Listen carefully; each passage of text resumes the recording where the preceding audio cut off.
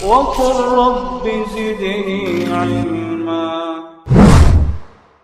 Sekarang kita sampai pada ayat yang membahas golongan ketiga atau golongan terakhir yang dibahas di awal surat Al-Baqarah ini, yaitu golongan orang yang iman lahirnya, ucapannya, tapi kafir hatinya, atau orang munafik. Kalau kita perhatikan, sifat orang iman dibahas dalam berapa ayat? 4.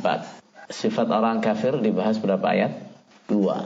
Sementara sifat orang munafik dibahas panjang lebar dalam 13 ayat. Disebutkan sifat-sifatnya seperti apa, dan masing-masing sifat itu sudah cukup menjadikan orang itu munafik. Bahkan tidak hanya di sini saja. Selain surat Al-Baqarah ini juga dibahas dalam surat At-Taubah. Paling banyak itu. Surat At-Taubah paling banyak.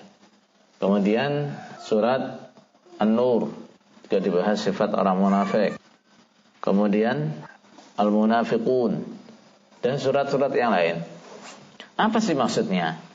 Maksudnya adalah karena orang munafik itu keberadaannya di kalangan orang iman, bergaulnya dengan orang iman, lahiriahnya seperti orang iman, sehingga kemungkinan orang iman tertipu oleh orang munafik itu sangat besar. Kemungkinan orang iman salah menganggap, wah ini orang iman, ternyata bukan, itu sangat besar. Yang jelas, bahaya yang ditimbulkan dengan adanya orang munafik di tengah-tengah orang iman itu juga sangat besar. Kenapa? Karena mereka tahu banyak rahasia orang iman. Maka karena bahayanya besar, kemudian mengenalinya sulit, maka sifat-sifat mereka seperti apa itu banyak dibahas di dalam Al-Quran, sehingga orang iman bisa terlebih waspada. Nifak itu apa sih? Nifak itu artinya adalah menampakkan kebaikan. Apa yang ditampakkan oleh orang munafik? Islam, iman, dan menyimpan kejelekan. Apa itu? Kekafiran. Itu artinya nifak. Jadi kalau orang ngomong iman, ngomong Islam, padahal hatinya kafir, itu namanya munafik. Nifak itu ada 2 macam. Nifak amali dan nifak i'tiqadi. Nifak yang berhubungan dengan amalan dan nifak yang berhubungan dengan akidah. Nifak amalan seperti apa? Seperti yang disabdakan oleh Rasulullah SAW, ayatul munafiqi thalas. Tandanya orang munafik itu ada 3. Idza haddatsa kadzab. Ketika dia cerita, bohong. Wa idza wa'ada akhlaf. Ketika dia menjanjikan sesuatu, maka akan dia selisihi, enggak akan dia tetapi. Wa idza tumina khana. Kalau dia diberi amanat, dia khianat. Dalam riwayat lain, wa idza khasama fajar. Ketika dia berselisih, ketika dia bertengkar, maka fajar, dia akan durhaka. Maksudnya gimana? Tidak peduli bagaimana dia memenangkan perselisihan, cara apapun akan dia tempuh, yang penting dia menang. Sifat-sifat seperti ini namanya apa? Sifat munafik. Tapi munafik jenis apa? Amali. Munafik atau nifak amal itu termasuk dosa yang paling besar. Kenapa? Karena itu menampakkan kebaikan, menyimpan kejelekan. Akan tetapi tidak sampai pada kekafiran, tidak sampai menjadikan orangnya itu keluar dari Islam atau murtad atau kafir, itu tidak. Itu namanya apa? Nifak amali. Sedangkan nifak i'tiqadi adalah munafik yang berhubungan dengan apa? Akidah. Jadi akidahnya memang kafir, Dan munafik yang i'tiqadi, nifak yang i'tiqadi, itu menjadikan keluar dari Islam, keluar dari agama, murtad, kafir, walaupun lahirnya Islam. Munafik i'tiqadi seperti apa ya? Seperti yang akan kita bahas nanti itu, munafik yang berhubungan dengan akidahnya. Pembahasan tentang sifat-sifat munafik itu hanya dijumpai di surat-surat Madani, surat-surat yang turunnya setelah hijrah. Jadi nggak harus di Madinah, karena selama Nabi di Mekah nggak ada orang munafik. Munafik itu baru ada setelah Nabi hijrah ke Madinah, tepatnya setelah perang Badar.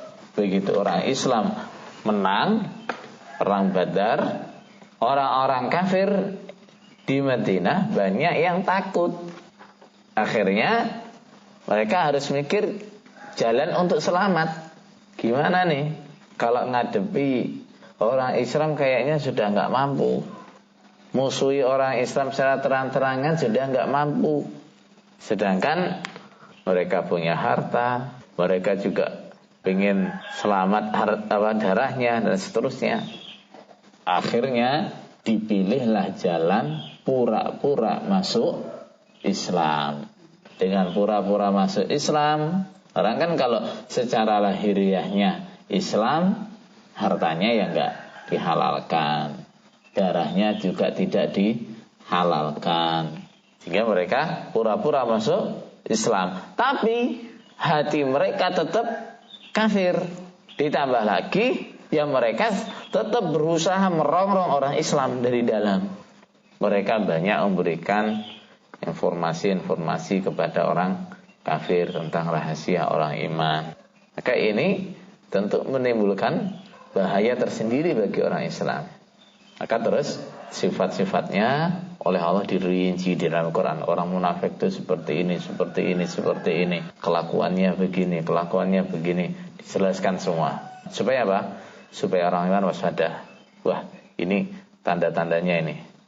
Akhirnya terus dia hati-hati. Walaupun dia tidak mampu menjudge, wah kamu munafik, dia nggak mampu. Tapi setidaknya dia waspada. Wah, ini tanda-tanda ini. Nah, sekaligus ya untuk mengurangi kerusakan mereka. Ayat ini, ayat-ayat yang tentang munafik itu. Kenapa? Mereka begitu dijelaskan dalam Al-Quran sifat orang munafik begini, mereka nggak seenaknya lagi. Gerak mereka jadi terbatas. Karena orang iman sudah dikasih tahu, ini tanda-tandanya nih, ini tanda-tandanya nih, ini tanda-tandanya nih. Wa minan nasi may yaqulu amanna billahi wa bil yaumil akhiri wa ma hum bimu'minin. Wa minan nas, dan sebagian dari manusia. Allah tidak mensifati mereka dengan sifat tertentu, atau disifati iman atau disifati kafir, enggak. Allah tidak menyebut mereka wa minal muslimin, enggak. Wa minal mu'minin, enggak. Atau wa minal kafirin juga enggak. Jadi wa minan nas, sebagian manusia. Kenapa enggak disifati iman atau kafir? Karena memang keadaan mereka begitu. Mudzabdzabina baina dzalik. Mereka berpindah-pindah antara iman dan kafir. Kadang iman, kadang kafir, kadang iman, kadang kafir. Maka disebut wa minan nas. An-nas, lafaz ini asalnya al-unas. Asalnya al-unas. Tapi karena banyaknya penggunaannya, sering diucapkan, akhirnya hamzahnya unas. Nah, hamzahnya dibuang agar lebih ringan pengucapannya, jadi nas. Asalnya unas jadi nas. Al-unas jadi an-nas. Tapi kadang juga masih ada digunakan lafaz unas. Unasun sarihuna fi unasin katsir. Sama seperti lafaz khair, lafaz syar. Khair biasanya yang dimaknanya apa? Paling baik atau lebih baik. Syar maknanya paling jelek atau lebih jelek. Khair itu asalnya akhyar. Syar asalnya asyar. Tapi karena kalimat itu paling sering digunakan, sangat sering digunakan, akhirnya dibuang hamzahnya untuk meringankan pengucapan. Jadi khair sama syarr. Sedangkan asal dari nama unas atau nas itu dari kata uns. Uns itu apa? Nyaman dengan yang lain, senang dengan yang lain. Itu namanya uns. Misalnya asalnya dia tinggal sendiri itu kesepian, kemudian ada orang lain yang datang menemani dia, hilang sepinya, kenyamanannya karena ada orang lain, itu namanya apa? Uns. Kenapa dinamakan nas? Karena sifat manusia. Sifatnya manusia apa?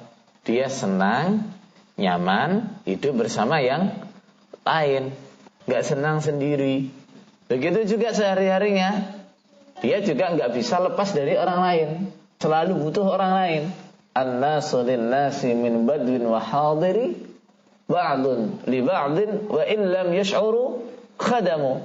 Manusia itu baik orang kampung, orang kota, min badwin wa hadiri, baik di orang kampung ataupun orang kota, wa illam yash'uru khadamu. Walaupun mereka enggak merasa, sekalipun mereka enggak merasa, mereka itu saling melayani.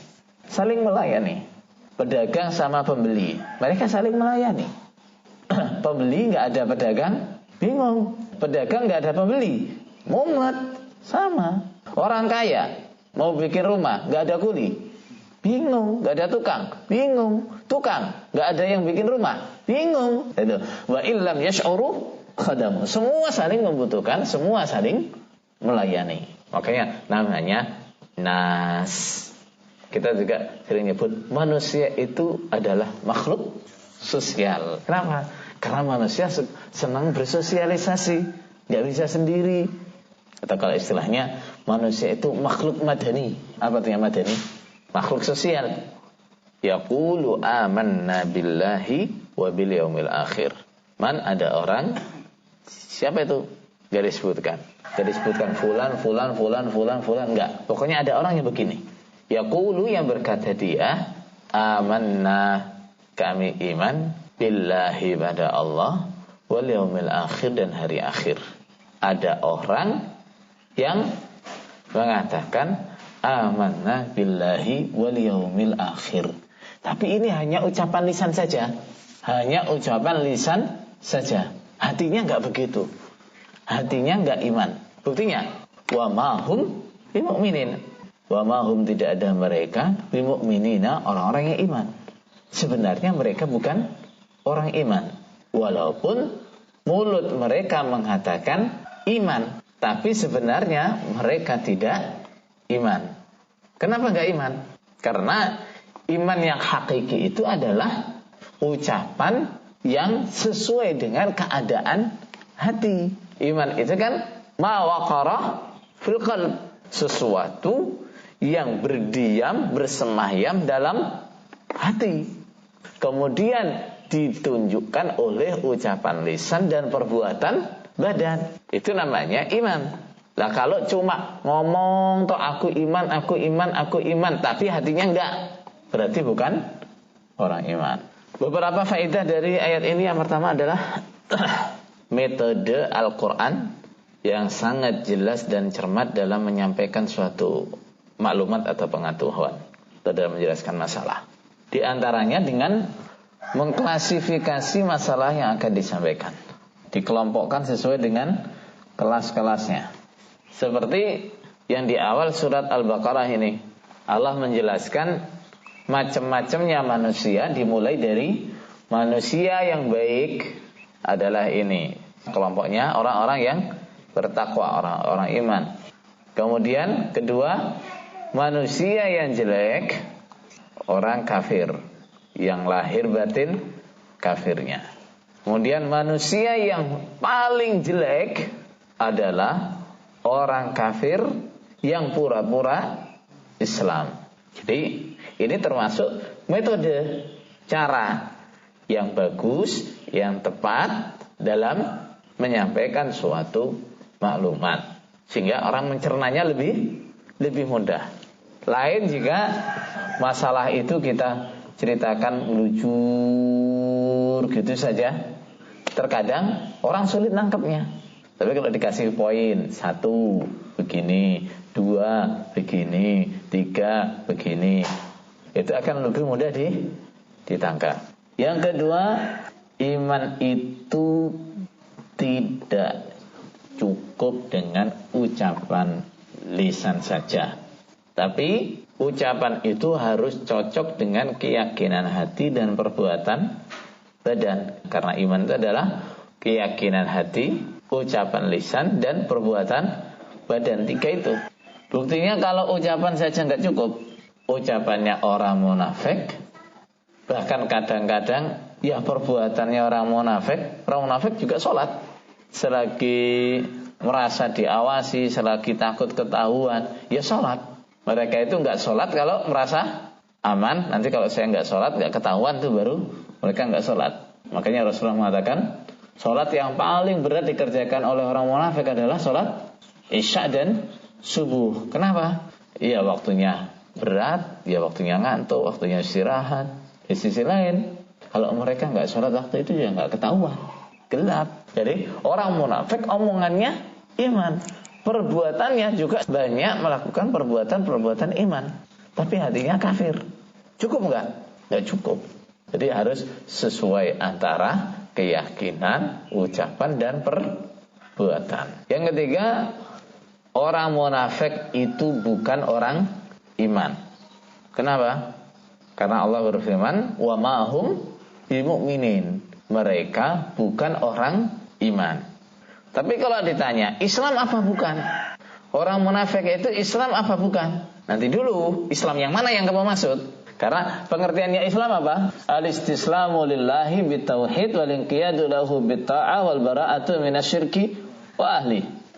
Al-istislamu lahu bitauhid. Nah, menyerah kepada Allah dengan bertauhid. Orang munafik bertauhid enggak? Enggak. Wal inqiyadu lahu bitta'ah. Mereka tunduk pada Allah dengan cara taat. Kadang mereka taat. Wal bara'atu minasyirki wa ahli. Berlepas diri dari syirik dan orang-orang musyrik. Orang munafik enggak. Kalau Islam dalam pengertian ini, orang munafik Islam bukan? Bukan. Tapi kalau yang dimaksud Islam itu istilahnya perbuatan zahir, menyerah secara lahir, ya orang munafik Islam. Makanya hak-haknya dia sebagai orang Islam jadi dipenuhi, diberikan secara lahir. Yukhadi'una Allaha walladzina amanu wa ma yakhda'una illa anfusahum wa ma yash'urun. Yukhadi'una, menipu mereka, memperdaya Allah pada Allah, walladzina amanu, dan pada orang-orang iman. Mereka menipu, memperdaya Allah dan orang-orang iman. Mukhada'ah itu apa namanya memperdaya itu? Memperdaya itu seorang menampakkan sesuatu yang tidak sebenarnya dengan tujuan apa? Supaya tercapai tujuannya. Pura-pura baik biar nanti tahu di mana dia naruh duitnya. Pura-pura akrab biar tahu nanti di mana dia naruh duitnya. Begitu sudah tahu di mana dia naruh duitnya, orangnya lengah, ambil. Itu namanya apa? Memperdaya. Orang munafik saking bodohnya, perasaan mereka dengan ngaku iman, ngaku Islam, mereka bisa memperdaya Allah dan orang-orang iman. Perasaannya begitu. Islamnya yang lahir tok itu diterima oleh Allah. Allah nggak ngerti. Imannya yang lahir tok itu diterima oleh Allah. Perasaannya begitu. Padahal wa ma yakhda'una illa anfusahum. Dan mereka tidak menipu kecuali pada diri mereka. Wa ma yash'urun, dan tidak merasa mereka. Jadi maksud mereka memperdaya Allah dan orang-orang iman, ternyata Allah gak terperdaya, Allah gak tertipu, orang iman gak tertipu. Bahkan yang terperdaya oleh upadaya mereka, yang tertipu oleh upadaya mereka, ya mereka sendiri. Ini luar biasa. Biasanya orang itu kalau nipu, penipu itu ada kalanya dia berhasil menipu terus dapat yang dituju. Kalau enggak, biasanya ya gagal tapi dia enggak rugi gitu aja. Yang mau ditipu ngerti terus ya udah. Tapi ini enggak. Orang munafik ini nipu gagal tapi ketipu sendiri. Jadi upadaya mereka, usaha mereka untuk menipu Allah dan orang-orang iman enggak berhasil, tapi justru yang rusak mereka sendiri, yang celaka mereka sendiri. Jadi seakan-akan mereka itu terus berbuat sesuatu yang menipu diri mereka, yang mencelakakan diri. Ibaratnya orang gali kuburan itu tiap hari gali kuburan buat dirinya sendiri, tiap hari bikin lubang buat dirinya sendiri. Coba, usaha mereka menipu Allah dengan pura-pura iman, Allah tertipu? Enggak. Allah rugi? Enggak. Orang iman gimana? Orang iman kadang tertipu memang, tapi selalu ada petunjuk dari Allah, selalu terbongkar. Tapi mereka bagaimana? Dengan terus-menerus berpura-pura Islam, mereka jadi orang hina, selalu diliputi ketakutan. Yahsabuna kulla sayhatin alaihim. Setiap ada suara keras, mereka kira itu ngenai mereka. Setiap ada kabar apa, takut, jangan-jangan kita lagi yang kena. Selalu begitu. Jangan-jangan kita lagi yang kena. Jangan-jangan kita lagi yang kena. Kemudian selain itu mereka kan berharap orang iman kalah kan berharapnya gitu. Akhirnya gimana? Yang ada mereka sedih, terus susah, terus kenapa? Yang diharapkan kalahnya itu malah bolak-balik menang. Semakin menang. Tambah jengkel, susah, mereka stres mikirnya wong iman. Itu baru di dunianya. Di akhiratnya gimana? Orang munafik itu sesanya fidarkil asfali minan nar, tingkatan paling bawah dari neraka. Neraka yang paling dalam itu tempatnya orang munafik. Yukhadi'una Allah walladzina amanu wa ma yakhda'una illa anfusahum. Ternyata yang tertipu adalah diri mereka sendiri. Ini al-jaza'u min jinsil amal. Pembalasan yang jenis dengan perbuatan mereka. Mereka mau nipu, oleh Allah dibalas ketipu dewi. Tapi wa ma yash'uru. Mereka enggak merasa kalau mereka tertipu sendiri. Mereka enggak merasa kalau upadaya mereka itu merugikan diri mereka sendiri. Mereka enggak merasa itu. Faedah. Yang pertama, bahaya orang munafik. Karena mereka akan terus berusaha memperdaya orang iman. Mereka akan terus merencanakan rencana jahat untuk orang iman. Padahal tempatnya di mana? Di tengah-tengah orang iman. Makanya Allah mengingatkan gimana? Humul aduwu fahdharhum. Mereka itu adalah musuh. Waspadalah kalian dengan mereka. Nah, walaupun kelihatannya terus bersama orang iman, mereka juga terus merencanakan rencana jahat untuk orang iman.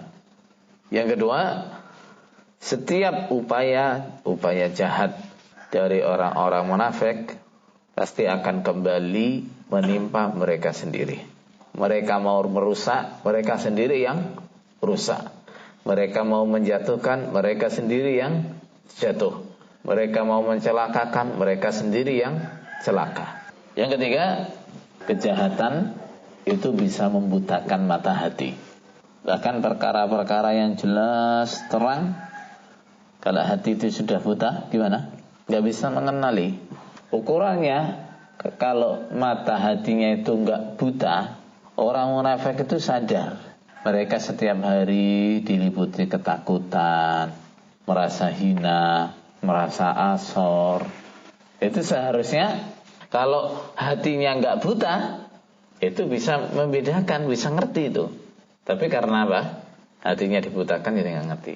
Nah, ini yang harus dijadikan pelajaran adalah ini nggak hanya dalam hal kemunafikan saja. Semua kebiasaan berbuat jahat, kebiasaan berbuat jelek, kebiasaan berbuat maksiat itu akan membutakan hati. Lama-lama yang jelek itu jadi baik, yang baik jadi jelek, yang baik dicela, yang jelek dibangga-banggakan. Itu kenapa? Hatinya dibutakan. Fi qulubihim maradun fazadahumullahu marada. Di dalam beberapa hati mereka maradun, ada penyakit. Tidak disebutkan maridat qulubuhum, enggak. Hati mereka sakit, enggak. Tapi dalam hati mereka ada penyakit. Menunjukkan apa? Penyakit itu sudah berdiam di dalam hati mereka. Fazadahumullahu marada. Fazadahum, maka menambahum pada mereka siapa Allah maradan, pada sakitnya. Terus oleh Allah sakitnya itu dijadikan tambah parah, tambah sakit. Jadi ada penyakit dalam hati mereka, kemudian oleh Allah penyakitnya ini ditambah, tambah besar, tambah parah, tambah banyak, semuanya.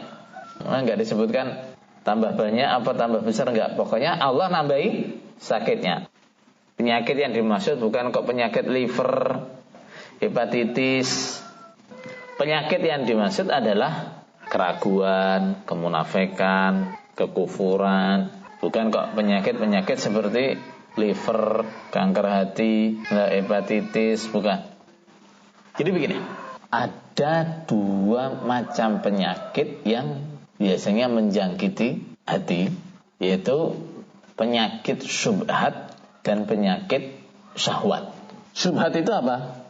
Ketidakmampuan membedakan antara yang benar dan yang salah. Rancu. Melihat yang benar, yang salah itu rancu. Itu namanya syubhat. Melihat yang baik sebagai kejelekan, yang jelek dilihat sebagai kebaikan. Itu namanya syubhat. Termasuk diantaranya melihat kekafiran lebih baik daripada iman. Melihat iman itu jelek, iman itu rusak, iman itu kemunduran, iman itu keterbelakangan. Sementara kafir adalah kebebasan, modernisasi. Nah, ini namanya apa? Syubhat. Melihat tauhid itu sebagai kekolotan, pemahaman ekstrim, dan seterusnya. Sementara syirik dianggap sebagai apa? Kekayaan budaya. Ini namanya apa? Syubhat. Kekafiran, kemunafikan, keraguan. Ini adalah jenis-jenis penyakit yang asalnya dari apa? Syubhat. Kalau syahwat seperti apa? Syahwat itu dorongan untuk mengerjakan yang salah, mengerjakan yang haram, padahal dia sadar betul itu salah, itu haram. Dia ngerti betul ini salah, ini haram. Itu dua penyakit yang menjangkit atau mengancam hati seperti itu. Nah, kadang-kadang yang lebih parah lagi adalah dua penyakit ini jadi satu. Jadi sakitnya itu ya karena syubhat, ya karena syahwat. Ini repot lagi. Kalau sudah syahwat campur dengan syubhat, ini kalau ibarat orang sakit, sakitnya sudah sakit apa? Komplikasi. Kalau udah sakitnya komplikasi ini, ngobatinya repot. Mau dimulai dari mana itu bingung dokter. Ada sakit liver, gula darahnya tinggi, bingung dokter. Nah, terus kita mau mengenali saya itu hati saya sakit atau enggak itu gimana? Apa saya pergi datang ke dokter minta di ronsen gitu? Nah, karena sakitnya hati itu enggak bisa dilihat dengan ronsen, itu enggak bisa didiagnosa oleh dokter, itu enggak bisa. Gimana kita mendiagnosa hatiku sakit atau enggak? Lihat kecondongannya hati, kecenderungannya hati, kesenangannya hati. Kalau hati itu condongnya pada kejelekan, ingin melanggar terus, atau bawaannya males berbuat baik, dengerin ilmu itu enggak nafsu, diajak sholat tuh enggak nafsu juga katanya, males, berarti hatinya sakit. Kalau dia dengan kejelekan menolak, dengar musik itu langsung nolak hatinya, risih. Dengan kebaikan semangat, berarti hatinya sehat, gitu ya. Orang munafik, hati mereka sakit. Apa sakitnya mereka? Mereka lebih condong pada kekafiran, gak mau meninggalkan kekafirannya. Atau ada yang ragu-ragu dengan kebenarannya Islam. Akhirnya gimana? fazadahumullahu maradha. Sakitnya itu oleh Allah dijadikan semakin parah. Mereka condong pada kekafiran, akhirnya kafirnya tambah meningkat. Mereka ragu dengan Islam, akhirnya semakin ragu dengan Islam. Asalnya masih ragu-ragu, lama-lama yakin Islam gak benar. Asalnya benci dengan orang iman, semakin lama semakin benci dengan orang iman. Setiap orang iman menang, hatinya mendongkol, marah. Setiap orang iman dapat kebaikan, marah. Fazadahumullahu maradha. Walahum adzabun alimun bima kanu yakdzibun. Walahum, dan bagi mereka, adzabun, siksa, alimun, yang menyakitkan, bima kanu yakdzibun, sebab mereka berdusta. Ada bacaan lain, bima kanu yukadzibun. Qiraat satu itu juga, sebab mereka mendustakan. Kedua-duanya ini sifatnya orang munafik. Ya senang bohong, ya mendustakan pada Al-Quran hadis, mendustakan pada Allah Rasul. Di akhirat Allah menyediakan siksaan yang menyakitkan buat mereka. Balasan apa? Kebiasaan bohong mereka. Balasan apa? Mereka yang selalu mendustakan Allah Rasul. Fawaidnya, orang yang tidak punya semangat untuk berbuat baik, gak punya semangat untuk amal soleh, gak punya semangat untuk ibadah, dia akan dihukum dengan semakin malas, semakin berat berbuat kebaikan, dan bisa sampai gak mau berbuat baik sama sekali. Itu hukumannya. Fi qulubihim maradun fazadahumullahu maradha. Orang yang hatinya sakit, hukumannya dari Allah adalah sakitnya ditambah marah. Kalau nggak segera tobat begitu. Orang males berbuat baik, males ibadah, males beramal soleh. Kalau nggak segera tobat, hati-hati. Nggak segera diobati, hati-hati. Ini penyakit, ini akan semakin parah. Bahkan bisa-bisa hatinya sampai mati. Yang asalnya males sholat jamaah saja. Kadang sholat jamaah, kadang enggak. Akhirnya lama-lama berkembang, nggak pernah sholat jamaah. Lama-lama berkembang lagi, sholatnya sak sempetnya. Lama-lama berkembang lagi, kadang sholat, kadang nggak. Lama-lama nggak sholat sama sekali, artinya udah mati. Fi qulubihim maradun fazadahumullahu maradha. Ketika kita menyadari kenapa saya kok males, harus segera diobati itu, harus segera semangat. Harus segera tobat, astagfirullah, supaya sakit ini nggak semakin parah. Begitu juga kecenderungan berbuat jelek, kecenderungan melanggar, kecenderungan maksiat. Itu kalau nggak segera ditobati akan berkembang menjadi semakin parah, semakin parah. Sekali melanggar, hatinya masih sensitif. Wah, saya melanggar. Lama-lama biasa. Semakin lama semakin biasa. Melanggar itu kayak minum air gitu aja. Blek gitu. Kenapa itu? Hukuman. Hukuman ketika orang berbuat jelek tidak segera taubat. Seperti orang munafik. Hati mereka terserang apa? Penyakit syubhat. Apa syubhatnya munafik? Merasa bertahan jadi orang kafir itu lebih baik daripada masuk Islam. Akhirnya sebagian dari mereka setelah bergaul dengan orang iman, akhirnya yang ngerti, oh ternyata yang benar itu ya harus Islam. Akhirnya yang ngerti, mereka bertahan dengan kekafiran itu salah. Tapi karena hatinya sudah terlanjur sakit, gimana? Ya tetap nggak bisa nerima. Walaupun mereka dapat penjelasan jelas, detail, karena hatinya sudah kering sakit, nggak bisa nerima. Ada yang terus ragu-ragu terus, padahal tiap hari ya dengar ilmu, tiap hari ya bareng dengan orang iman, tiap hari ya dengar bacaan Quran dan seterusnya, dengar terus, tapi terus ragu-ragu terus. Ada sebagian lagi yang rancu, gak bisa membedakan ini benar, ini salah dan seterusnya, gak bisa. Ini semua apa? Penyakit hati. Penyakitnya hati. Ketika tidak diobati, dia akan semakin parah. Yang terus apabila gak diobati, hatinya lama-lama mati. Yang kedua, ketika orang itu disesatkan oleh Allah. Dia disesatkan itu bukan tanpa sebab. Dia disesatkan itu karena apa? Kesalahan dia. Allah tidak menyesatkan dia kecuali karena apa? Kesalahan dia. Fi qulubihim marad. Karena mereka memelihara sakit yang ada dalam hati mereka. Akhirnya fazadahumullahu marada. Allah menambahkan sakit mereka. Falamma zaghu azaghallahu qulubahum. Mereka menyimpang, maka Allah menyimpangkan mereka. Wa nuqallibu af'idatahum wa absarahum kama lam yu'minu bih. Hati mereka, mata mereka oleh Allah dibolak-balik. Gimana? Kama lam yu'minu bih. Seperti sebelumnya mereka enggak iman. Kama lam yu'minu bihi awwala marrah wa yadharuhum wa nadharuhum fi tughyanihim ya'mahun. Jadi matanya itu sedang lihat yang benar, tetap balik, nggak iman. Hatinya sudah paham yang benar, tetap balik, nggak iman. Dan oleh Allah dibiarkan dalam kebingungan. Kenapa oleh Allah dibiarkan dalam kebingungan? Karena begitu dia paham yang benar, dia nggak mau terima. Begitu dia melihat yang benar, dia nggak mau terima. Itu sudah jadi kebiasaannya. Begitu akhirnya oleh Allah biarkan, sesatkan sekalian. Dan maka supaya kita terhindar dari musibah seperti ini. Musibah apa? Matinya hati atau rusaknya hati. Hati itu harus sering diperhatikan.